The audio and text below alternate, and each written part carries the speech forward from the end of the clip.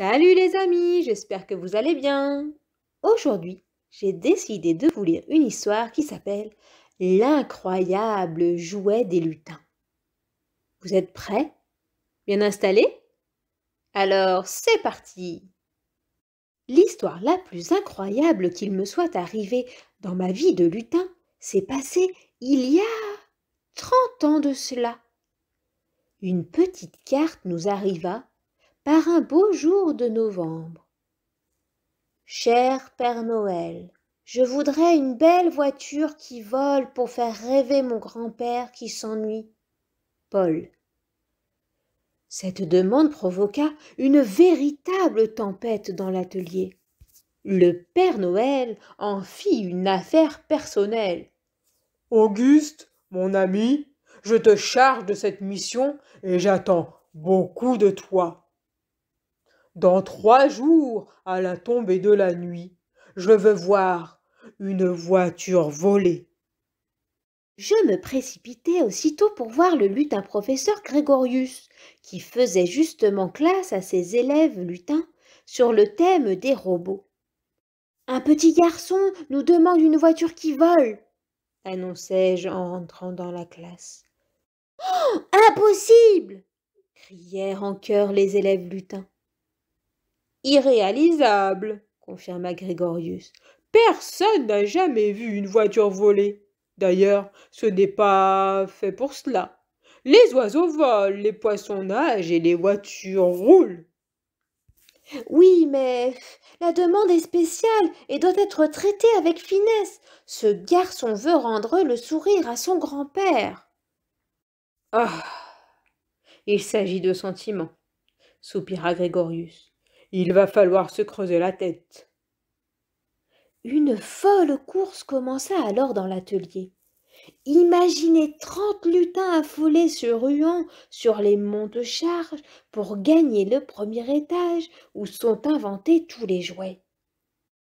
Ils passèrent en courant devant la fabrique de poupées, le circuit d'essai des trains électriques, la salle de magie et s'arrêtèrent dans le laboratoire d'Albert, le responsable des ballons. « Bonjour Albert, lui dis-je.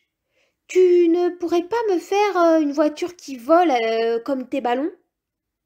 Impossible, une voiture est bien trop lourde pour s'envoler. Mais allez voir Hans et Franz à la salle des robots. Avions et objets roulants. Peut-être auront-ils une idée. Quand nous fûmes arrivés, j'expliquai aux 2 lutins mécaniciens la demande du petit Paul. Tiens, tiens, Dirent Hans et Franz. voilà qui est intéressant, surprenant et très excitant. À nos outils. Reviens demain avant la nuit. Le lendemain, quand je revins, je vis une surprenante voiture, vert et or. Alors voilà, Dirent Hans et Franz. nous avons construit une voiture avec un moteur de robot qui doit la propulser bien haut et une manette pour la guider. Essayons tout de suite notre engin. Ils appuyèrent sur un bouton. La voiture se leva d'un bond et retomba presque aussitôt.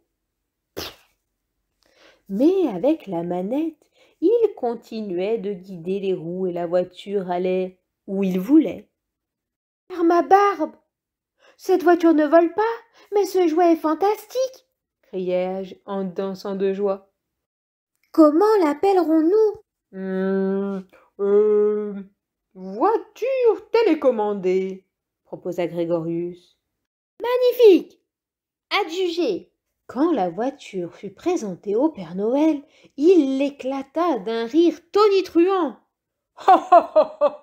Brave petit lutin, cette voiture ne vole pas à proprement parler, mais je suis sûr qu'elle fera le tour du monde.